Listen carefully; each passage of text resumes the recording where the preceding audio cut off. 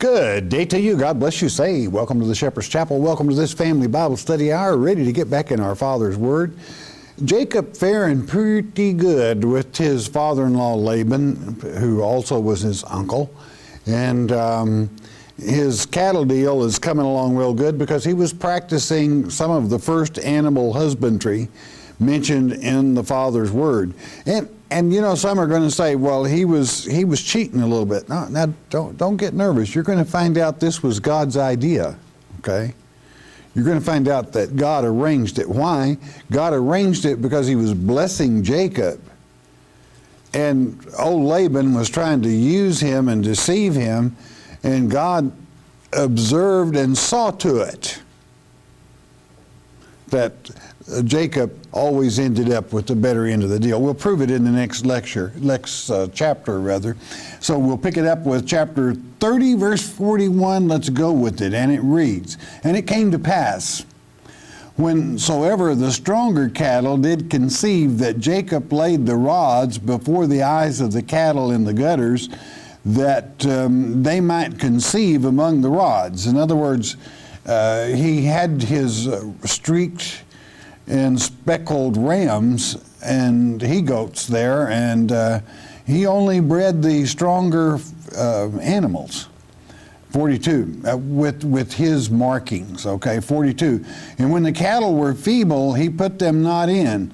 So the feebler were Laban's, and the stronger Jacob's." I mean, he engineered the thing pretty good, all right? 43. "And the man increased exceedingly, and had much cattle, and maidservants, and men servants, and camels, and asses." He was naturally, because of his method of animal husbandry, farming, and taking care of things, but let's not forget the main thing, God's blessings. Beloved, it is so important that you have God's blessings on your family. That's the way you succeed. It is with his blessings that you have the ability, the know-how to be successful at basically whatever it is God would lead you into. Chapter 31, verse 1, and we just continue right on. "And he heard the words of Laban's sons," in other words, they're grumbling over there, saying, "Jacob hath taken away all that was our father's, and of that which was our father's hath he gotten all this, which was our father's hath he gotten all this glory." Everything he owns came from our dad. Well, now, their dad didn't have all that much when Jacob showed up on the scene, all right? Again, I will say, the little old girl named you is the one that took care of the flock. So now they have to have many people taking care of the flocks. Verse 2, "And Jacob beheld the countenance of Laban, looked at his face, no smiles coming his way. And behold, it was not toward him as before." I mean, it had cooled off big time. Laban was probably a pretty good old boy, but I'll tell you what, he was cunning. He wanted to make sure that he dealt in such a way that Laban was always ahead of the game. 3, "And the Lord said unto Jacob," now this is here again is direct instructions from our Father, okay? "Return unto the land of thy fathers and to thy kindred, that I will be with thee." I mean, you can't ask for it any better than that, my friend. If God is going to be with you, that makes it complete. That makes it God's will. You know you're doing the right thing, and you know God's going to protect. But many people overdo when you say God will protect. He still expects you to utilize common sense and take care of yourself, okay? In other words, if you can knock a bully off your back, don't expect God to do it. Verse 4, "If it's a bully you can't knock off your back, then perhaps God will do it for you," okay? There's things, many times God expects you to understand the processes of elimination, meaning equalizers as well. to equalize the size of the bully. Okay, verse 4. And Jacob sent and called Rachel and Leah to the field unto his flock. This is going to be a secret meeting. He calls the two that are the closest to him, and they are his wives. And unfortunately, kind of hate to put it this way, but their father sold them. Father sold them to Jacob. Verse 5. And said unto them, I see your father's countenance, that it is not toward me as before, but the God of my father hath been with me. In other words, he is leading me, he's guiding me, he's instructing me. Verse 6. And you know that with all my power I have served your father. All my might, I've tried to do what is right, to please him, to make him prosper, that I earn my way. Okay? Verse 7. And your father hath deceived me and changed my wages 10 times. He's always dickering with the wages. But God suffered him not to hurt me. God wouldn't permit it. Okay? God always observed. Well, let's face it, Jacob was pretty good at covert activity himself. He didn't have all that much trouble operating. 8. If he said thus, the speckle shall be thy wages, then all the cattle bear speckled. And if he said thus, the ringstake shall be thy hire, then bear all the cattle ringstake. In other words, that's kind of like I saw to it, but he had some other help as well. Verse 9, thus God hath taken away the cattle of your father and given them to me. In other words, God has made me wealthy as well as the father. He earned them, okay? Verse 10, and it came to pass at the time that the cattle conceived that I lifted up mine eyes and saw in a dream. This is why I told you it was God's idea that put it in his head. Listen. And behold, the rams which leaped upon the cattle were ringstraked, speckled, and grizzled. Grizzled, dapple gray. 11. And the angel of God spake unto me in a dream, saying, Jacob. And I said, here am I. Verse 12. And he said, lift up now thine eyes and see. All the rams which leap upon the cattle are ringstraked, speckled, and grizzled. For I have seen all that Laban doeth unto thee. These were divine instructions.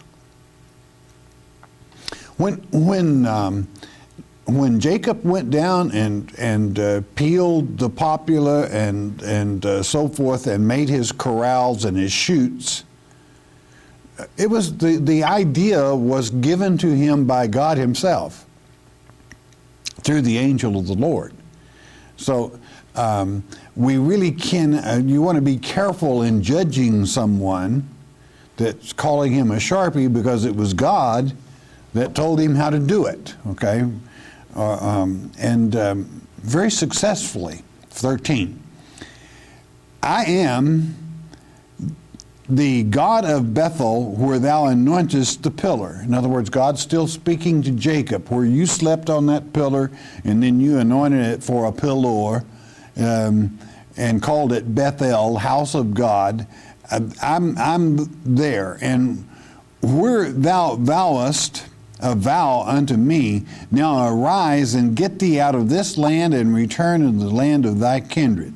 I want you out of here.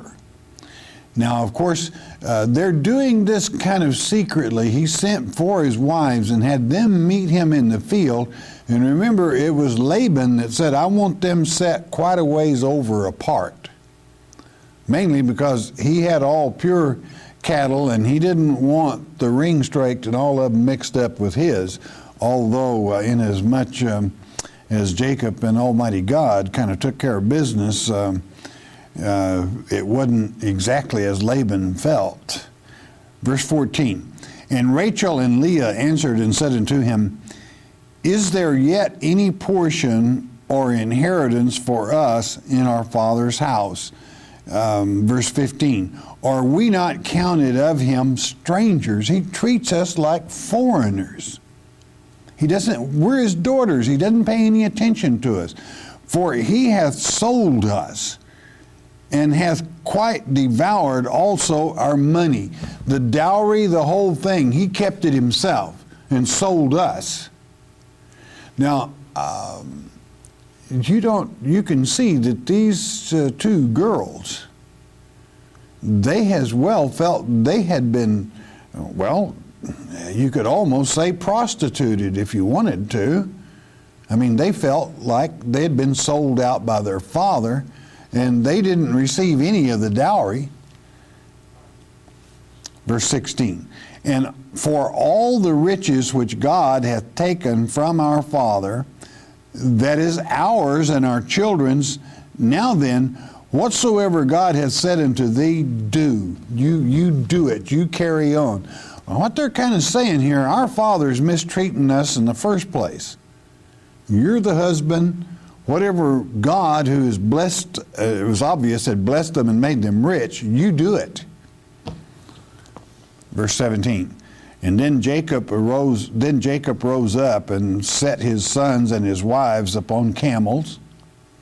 18, and he carried away all his cattle and all his goods which he had gotten, the cattle of his getting. None of them were Laban's, you understand? They were all of his getting, legally and so forth, which he had gotten in Padamaram to go to Isaac his father in the land of Canaan.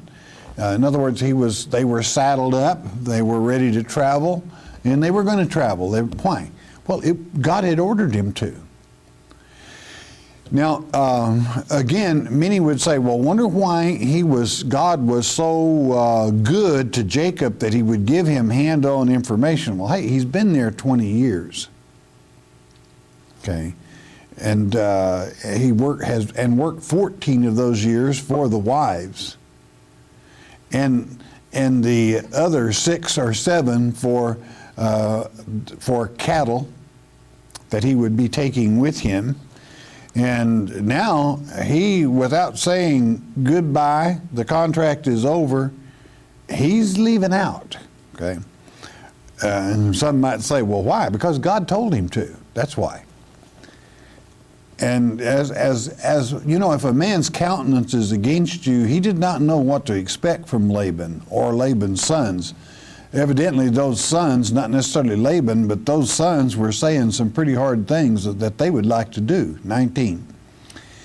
And Laban went to share his sheep, and Rachel had stolen the images that were her father's. Now, Rachel, of course, should not have done this. She stole, but do you know what? They were teraphim, which is house gods, not our father. So it lets you know Laban was a heathen worshiper. He worshiped something other than Almighty God himself. And Rachel did not take these because they were teraphims, gods, but because they were gold.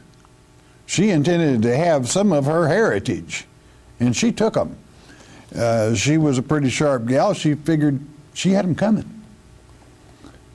Verse 20, and Jacob stole away unawares to Laban the Syrian. He was not a Syrian, he was of Abraham, his brother, that is to say, Nahor, but he did live in Syria.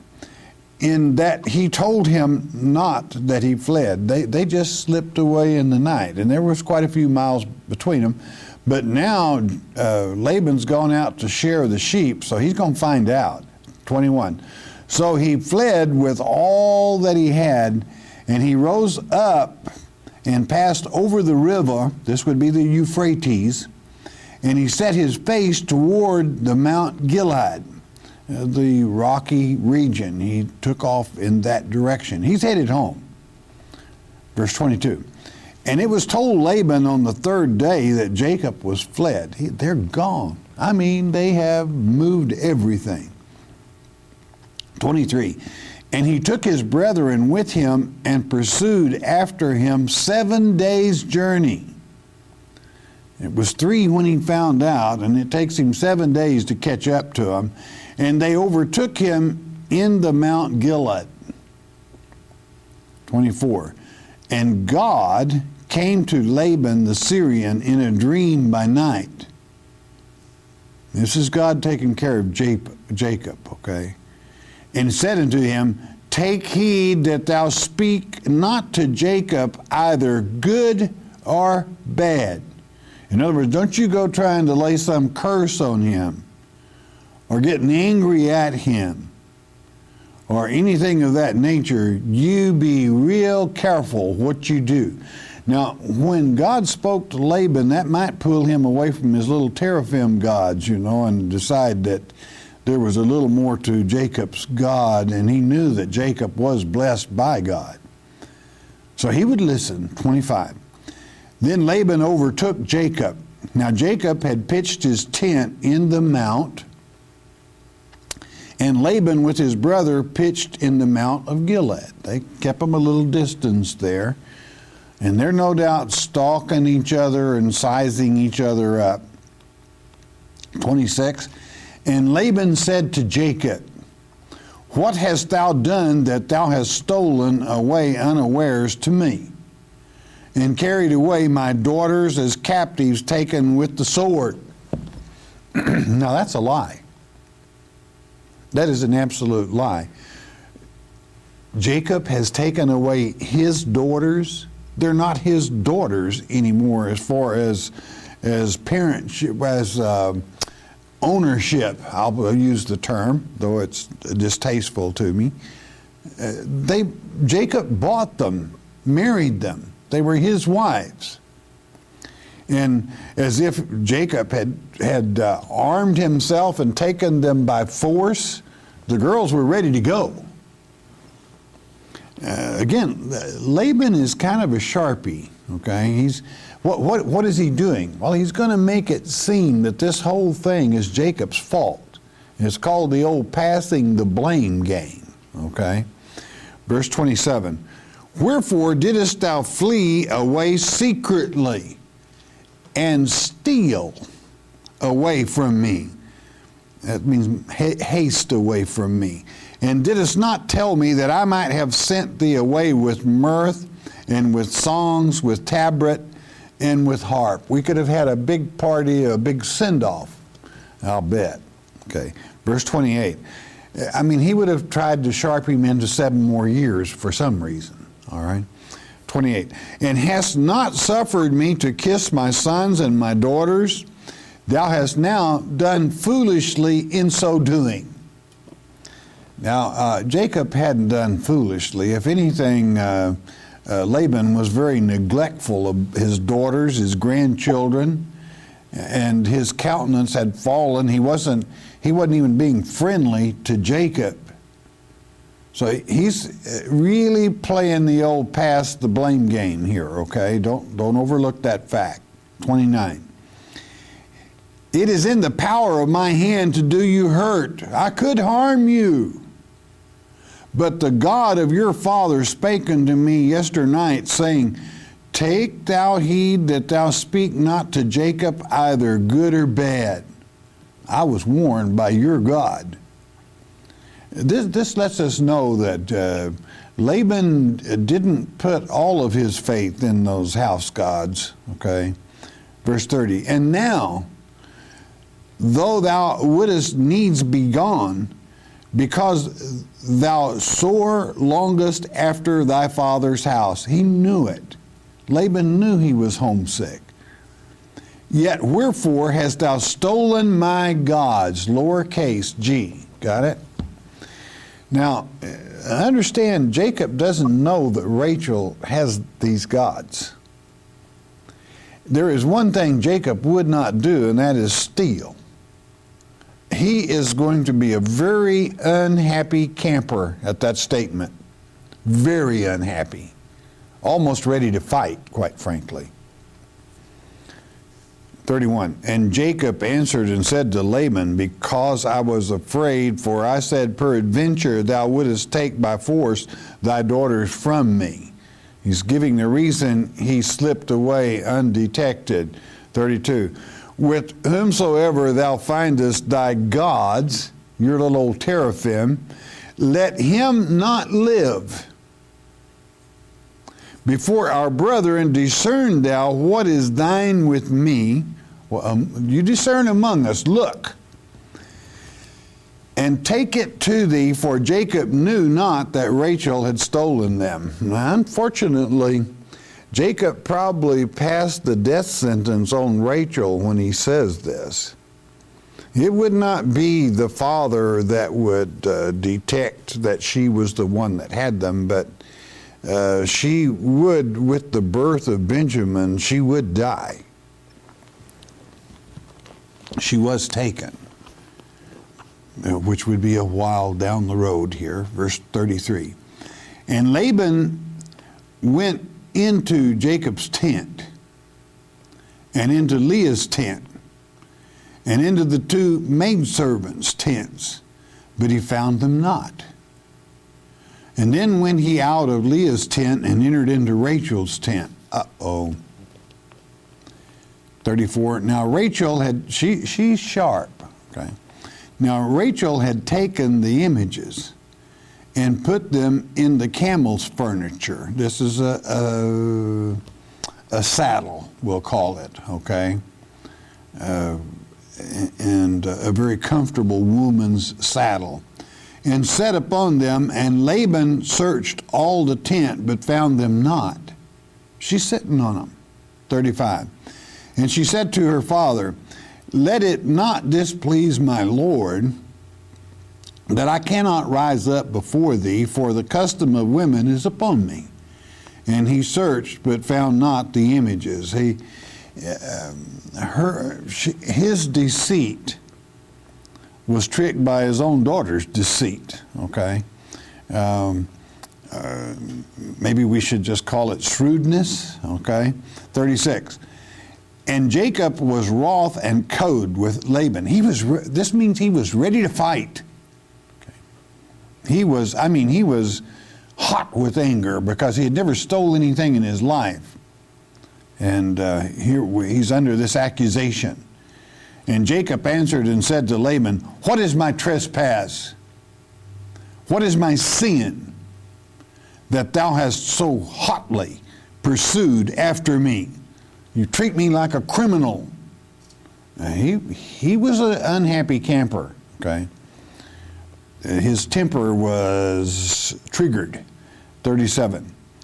Whereas thou hast searched all my stuff, what hast thou found of all thy household stuff? Set it here before my brethren and thy brethren, that they may judge betwixt us both. You just lay her out there. Let's see what I've stolen from you. Well, Jacob knew he hadn't stolen anything from him, supposedly. 38. This 20 years have I been with thee. Thy ewes and thy she-goats have not cast their young, and the rams of thy flock have I not eaten. I've never taken one of your animals for food.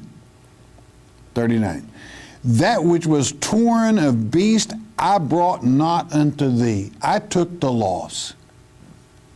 I bear the loss of it.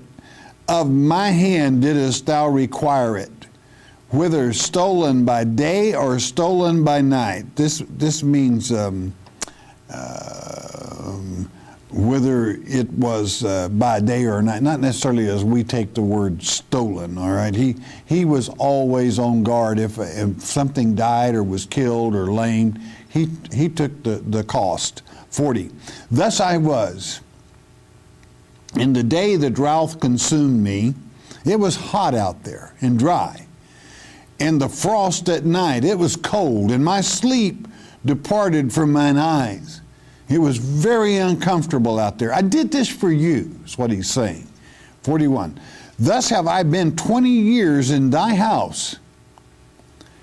I served thee 14 years for thy 2 daughters, and 6 years for thy cattle. And thou hast changed my wages 10 times. You never were really square with me. Hey, Jacob's kind of laying it on the line here to the old boy, his uncle. 42. Except the God of my father, the God of Abraham, and the God of Isaac had been with me, surely thou hadst sent me away now empty. God hath seen mine affliction and the labor of my hands, and rebuked thee yesternight. In other words, my Father, the Heavenly Father, that allowed me to slip away with my goods. He knew Laban would try to rip him off for everything he had. 43. And Laban answered and said unto Jacob, these daughters are my daughters, and these children are my children, and these cattle are my cattle, and all that thou seest is mine. And what can I do this day unto these my daughters, or unto their children which they have borne? How, here he's kind of playing tender heart here. How could I hurt my own? It's mine. It wasn't his. That's what Jacob just got through telling him. I sweated in the daytime and froze at night, earning ownership. I suppose ownership is not a good word as far as the daughters is concerned, but the fact that he earned them his dowry as wives, they were his. 44. Now therefore, come thou, let us make a covenant, I and thou, and let it be for a witness between me and thee. In other words, Laban now, he sees that it's the game is up. And he is, he does respect the God in heaven. Verse 45, and Jacob took a stone and set it for a pillar, again, a mark. For this will end up being a boundary, a border. 46, and Jacob said unto his brethren, gather stones, and they took stones and made an heap. And they did eat there upon the heap. They had a covenant feast, okay? It will be kind of a friendship that none will cross the line to do harm to the other. A thing of kinship, 47. And Laban, there'd be Laban talking here, called it Jigar Shahabdutha, but Jacob called it Gilead. Now, what you've got here, and it's kind of interesting, you have two languages. You have Laban speaking Chaldean, and you have Jacob speaking Hebrew. And both words mean the same thing, that is to say, being translated witness heap. In other words, this is where the covenant is, and this is where the witness is in both languages, Chaldean, Syriac, or Aramaic, whatever you want to call it, and Hebrew, both words. 48. And Laban said, this heap is a witness, that's between me and thee this day. Therefore was the name of it called Gilead in the Hebrew, meaning the witness heap, okay? 49, and Mizpah, for he said, the Lord watch between me and thee when we are absent one from another. The watchtower is, Mizpah meaning rigidly to keep them apart, okay? That there would be no harm. They would not cross and would watch out for no harm for each other. 50. If thou shalt afflict my daughters, or if thou shalt take other wives beside my daughters, no man is with us, see, God is witness betwixt me and thee. This is our covenant. 51. And Laban said to Jacob, behold this heap, and behold this pillar, which I have cast betwixt me and thee. In other words, this is our covenant, this is our contract. Take note of it, observe it. Now this is going to be, this is important inasmuch as even though Jacob, he was hot, but this will cool him down, and they will have this covenant of agreement that there will be no war betwixt them. And how could it be? Because they were strictly blood kin, all right? 52, this heap be witness, and this pillar be witness, that I will not pass over this heap to thee, and that thou shalt not pass over this heap and this pillar unto me for harm. That is that's the point of the whole thing, that there would be no harm come to either of them. It didn't say you can't ever come visit with me, but past this point for harm, no, can't happen. 53, listen carefully, interesting words. The God of Abraham and the God of Nahor, the God of their father, judge betwixt us. And Jacob sware by the fear of his father Isaac. So you see, Laban he was not all for it. Probably if we were to know, maybe the reason Laban had the little teraphim house gods was because they were gold, because he had an eye for that had value, okay? But here Laban himself speaks in the name of the God of Abraham and the God of Nahor, the two brothers. Laban being out of the house of Nahor, and of course Isaac and Jacob being out of the house of Abraham. And this is the pillar, the heap of the witness, that between those two houses, Nahor and Abraham, there would come no harm. Let that be set. And we'll go two more verses real quickly to finish this chapter. 54, then Jacob offered sacrifice upon the mount and called his brethren to eat bread. And they did eat bread and tarried all night in the mount. What was he doing? Thanking God. Don't you ever forget it. God had cut him free from the bondage and the service to Laban. And he had accomplished what he went there to do, to gain a wife, to be away from his brother Esau. And he was rich all at the same time. Why? God was with him. 55 to complete. And early in the morning Laban rose up and kissed his sons and his daughters and blessed them. And Laban departed and returned unto his place. And so it was, so it is. Our Father, in tracing this family, and it's very important, you want to note how he protects them, how he makes them successful. For, do you know something? This was long ago, but maybe not all that long ago. But you see, the beauty is, God never changes. He was the same that day. He was the same between that day and this day. And he is the same this day. He looks after his children. He is a loving Father.